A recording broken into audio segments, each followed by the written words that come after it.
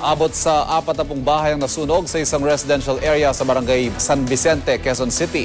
Naging pahirapan ang pagpula sa sunog dahil makikitid ang mga eskinita. May report si Julius Segovia. Julius. Ivan, tinatayang 120 pamilyang naapektuhan ng sunog nga dito na sumiklap dito sa may residential area sa Florida Street sa barangay San Vicente, Quezon City, alas 12:25 kaninang tanghali. Iba, dahil dikit-dikit yung mga bahay, mabilis na kumalat ang apoy. Nahirapan daw yung mga bumbero na pasukin ang lugar dahil masikip ang mga eskinita na dilaan tuloy pati yung katabi nitong gusali sa UP Bliss. 12:45 iba nang itaas sa Task Force Alpha ang sunog. Makalipas naman na isang oras ay tuluyan na rin naapula ang apoy. Sa inisyal na investigasyon, sinasabing sa kawad ng kuryente sa dingding daw ng bahay ng residenteng si Claudio Desda nagsimula ang apoy.